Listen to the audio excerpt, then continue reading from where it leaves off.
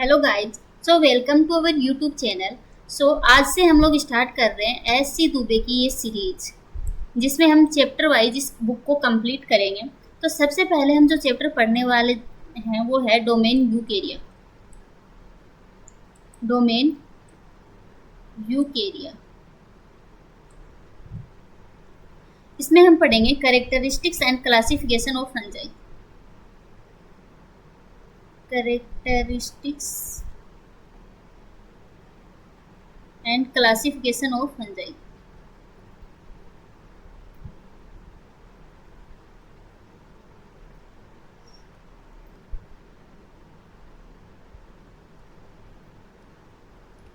तो सबसे पहले हम देखते हैं कि डोमेन यूकेरिया क्या होते हैं। जो हमारे साइंटिस्ट थे कार्ल वुल्च, उन्होंने 3 डोमेन बनाए। डोमेन आर्किया,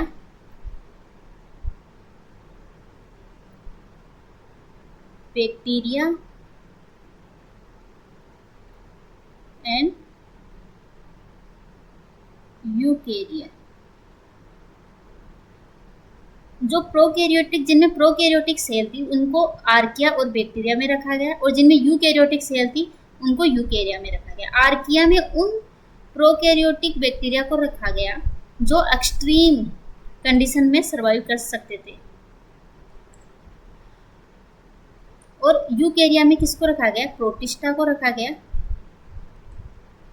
जो क्या थे? यूनिसेलुलर थे। फिर फंजाई को रखा गया, ये सब मल्टी सेलुलर थी। प्लांटी को रखा गया और एनिमेलिया को रखा गया। प्रोटिस्टा था, ये यूनिसेलुलर यूकैरियोटिक थे, बाकी सब मल्टी सेलुलर यूकैरियोटिक थे। हम लोग अब देखेंगे कि फंजाई। सबसे पहले फंजाई क्या है? तो फंजाई एक लैटिन वर्ड है। लैटिन वर्ड मशरूम से लिया गया है। मशरूम 2 टाइप के होते हैं। एक होते हैं डिलीशियस मशरूम, एक होते हैं पॉइजनस मशरूम।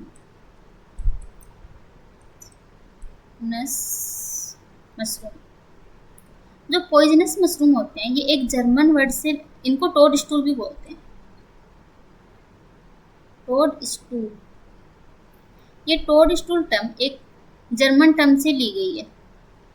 जर्मन टर्म जो है टोड्स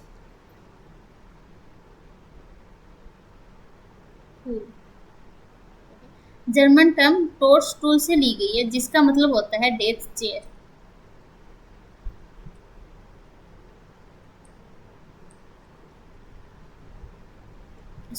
इन्हें डेथ चेयर इसलिए भी बोलते हैं क्योंकि इनको खाने से मैन की डेथ हो जाती है। फंजाई एक लैटिन वर्ड है जो मशरूम से लिया गया है। मशरूम 2 टाइप के होते हैं, डिलीशियस मशरूम होते हैं और पॉइजनस मशरूम होते हैं। पॉइजनस मशरूम को खाने से डेथ हो जाती है, इसलिए इन्हें डेथ चेयर भी बोलते हैं। इसके साथ एक हिस्ट्री भी जुड़ी हुई है, जिसमें क्या है कि एक रोमन इंपीरियर थे। एक रोमन इंपीरियर थे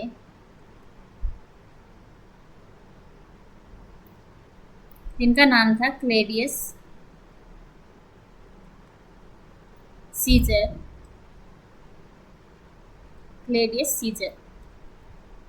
इन्होंने अपनी वाइफ का मर्डर कर दिया था 54 एडी में।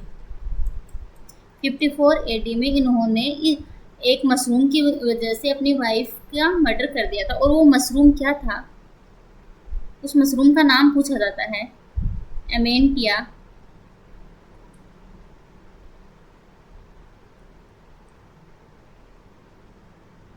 फेलोइडिस। तो आपको इस मशरूम का नाम याद रखना है, एमेंटिया फेलोइडिस एक मशरूम है जो 54 एडी में क्लेडियस सीजर रोमन इंपीरियर ने अपनी वाइफ को देकर के उसका मर्डर कर दिया था। तो इसके बाद हम लोग देखते हैं कि स्टडी ऑफ मशरूम को क्या बोलते हैं। स्टडी ऑफ मशरूम को बोलते हैं स्टडी ऑफ मशरूम को बोलते हैं माइकोलॉजी।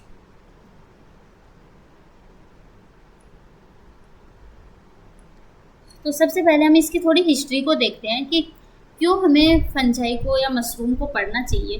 तो सबसे पहले हम लोग देखते हैं कि 17th सेंचुरी में एक फेमाइन आया था 1845 में। कहाँ पे? यूरोप में। Iris famine. Iris famine.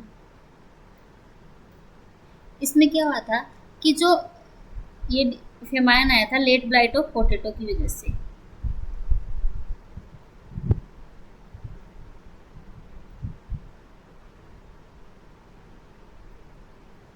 जो किसकी वजह से होती है? फाइटोप्थोरा इन्फेस्टेंस की वजह से। थोरा इन्फेस्टेंस। इस फेमाइन की वजह से यूरोप के लोग 1 मिलियन पीपल की डेथ हो गई थी और 1.5 मिलियन लोग वहां से माइग्रेट कर गए थे अदर कंट्रीज में। तो ये फेमाइन इतना ज़्यादा सीवियर था कि वहाँ के लोगों को भूखमरी से 1 मिलियन की डेथ हो गई थी और 1.5 मिलियन लोगों को वहाँ से माइग्रेट करना पड़ा था। और ये फेमाइन क्यों है? क्योंकि यूरोप का जो स्टेपल फूड था, मतलब कि यूरोप के लोग जो खाने में यूज करते थे, उनकी मेन जो खाने के लिए यूज करते थे वो था पोटैटो क्रॉप।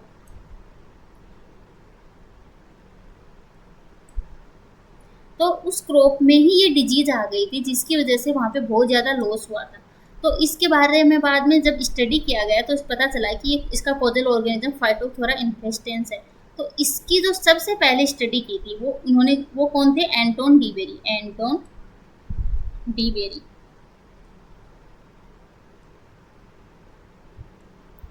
इनको फादर ऑफ प्लांट पैथोलॉजी भी बोलते हैं।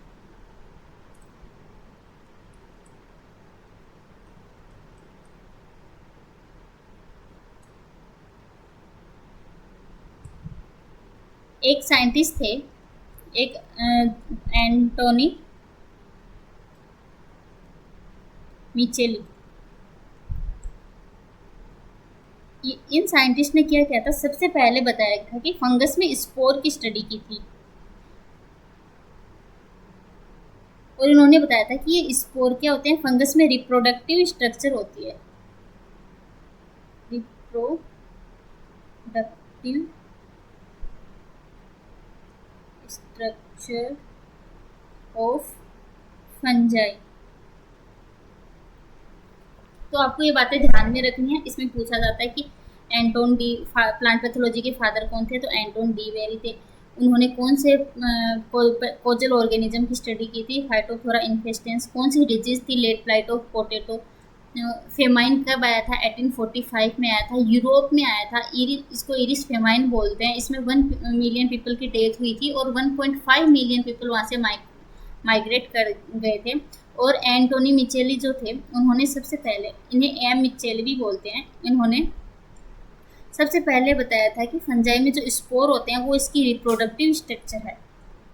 इसके बाद कुछ चीज़ें और हैं कि जिसकी वजह से हमें फंजाई को पढ़ना चाहिए।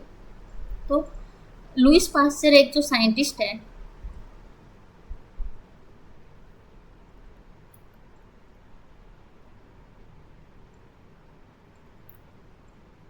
इन्होंने बताया था कि जो यीस्ट सेल है उनसे केमिकल प्रोड्यूस होते हैं, केमिकल या एंजाइम।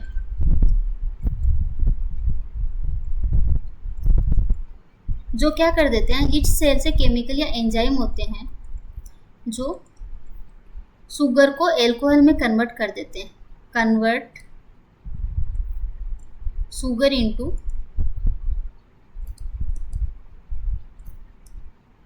एल्कोहल। सो हम यीस्ट का यूज एल्कोहल बनाने के यूज में ले सकते हैं, क्योंकि ये शुगर को एल्कोहल में शुगर को एल्कोहल में कन्वर्ट कर देते हैं, जिससे कि ये हमारी इंडस्ट्री में यूज होगा। तो लुइस पास्चर ने बताया कि इसलिए भी हमें पैथोलॉजी की स्टडी करनी चाहिए, फंजाई की स्टडी करनी चाहिए। इसके बाद एक बहुत बड़ी डिस्कवरी 1928 में अलेक्जेंडर फ्लेमिंग ने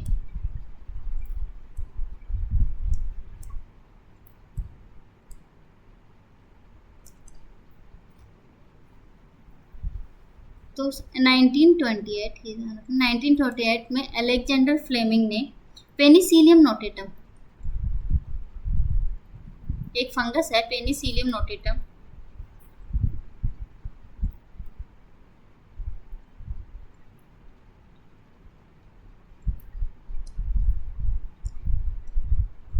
उससे एक एंटीबायोटिक की डिस्कवरी की। पेनिसिलियम नोटेटम से एक एंटीबायोटिक,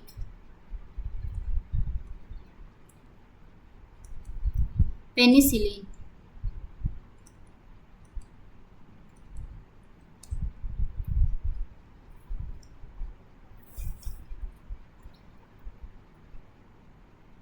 जो 1940 में, देखिए याद रखना है कि 1928 में अलेक्जेंडर फ्लेमिंग ने पेनिसिलियम नोटेटम से एंटीबायोटिक पेनिसिलिन को डिस्कवर किया और इसका सबसे ज़्यादा यूज हुआ 1940 में। तब से इसको वंडर ड्रग के नाम से जानते हैं।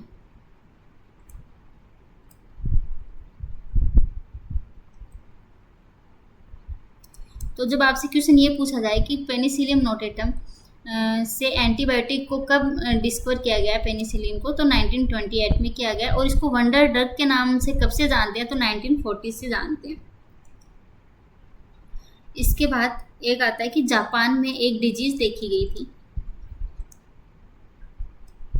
जापान में जो राइस के प्लांट हैं उनमें देखा गया कि कुछ राइस के फील्ड में कुछ प्लांट बहुत ज़्यादा ही लंबे थे बाकी प्लांट के कंपेयर में। कुछ प्लांट थे जो कि बहुत ज़्यादा, तो वो किसकी वजह से थे, तो वो एक फंगस की वजह से थे। तो उस डिजीज़ को नाम बोला गया बेकाने और फुलिश डिजीज बोला गया।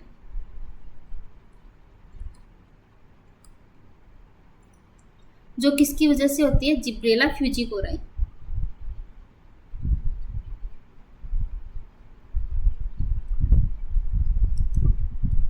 जिब्रेला फ्यूजिकोराई। ओके, तो ये जिब्रेला फ्यूजिकोराई की वजह से होती है।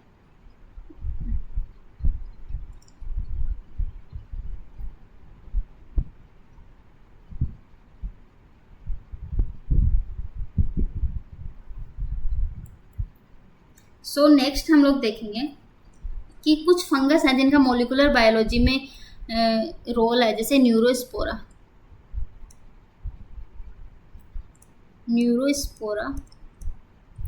क्रेशा एक फंगस है जिसको जेनेटिक स्टडी के लिए यूज में करते हैं, जेनेटिकल स्टडी में यूज में लेते हैं।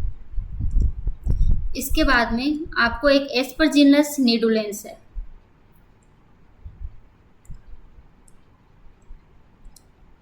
एस्परजिलस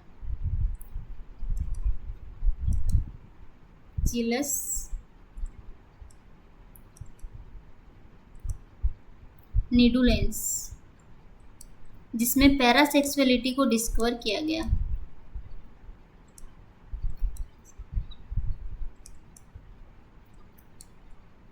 ये सबसे पहले किसने डिस्कवर किया था, इसको रोपर एंड, ये साइंटिस्ट के नाम पूछे जाते हैं। ये हम सबसे पहले हिस्ट्री देख रहे हैं इसकी। इसके बाद हम अच्छे से देखने वाले हैं कि फंजाई क्या होते हैं और इसकी बेसिक चीज़ों पर आने वाले हैं। एक बार हम ये देख रहे हैं कि क्यों हमें इन सब की फंजाई की स्टडी करनी चाहिए। तो ये सारी चीज़ें वो हिस्ट्री से रिलेटेड हैं। रोपर एंड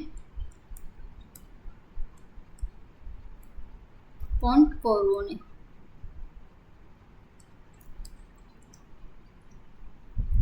इसके साथ जो सेकेरोमाइसिस सेरेवेसी है,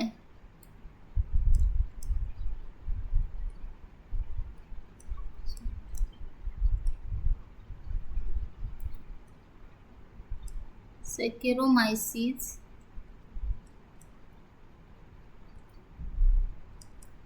सेरेवेसी, उसे बोलते हैं बेकर और एंड ब्रेवर सीस्ट।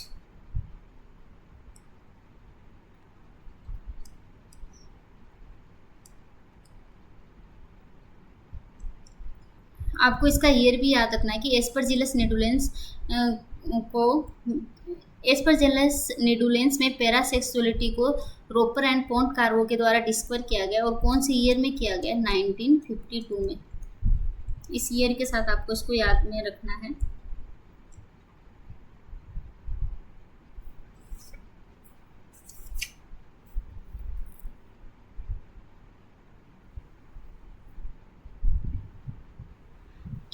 सो अब हम लोग देखेंगे, ये सब इसकी हिस्ट्री थी। अब सबसे पहले हम लोग देखेंगे कि फंजाई होते क्या। अब हम हमारे बेसिक चैप्टर के ऊपर आते हैं कि फंजाई क्या होते हैं।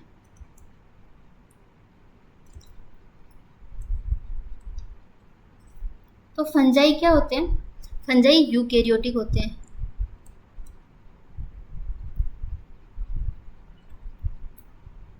सबसे पहले तो आपको ये याद रखना है कि फंजाई यूकेरियोटिक होते हैं। इनमें न्यूट्रिशन की बात करें तो इनका न्यूट्रिशन कैसे होते हैं? ये हेट्रोट्रोफिक होते हैं।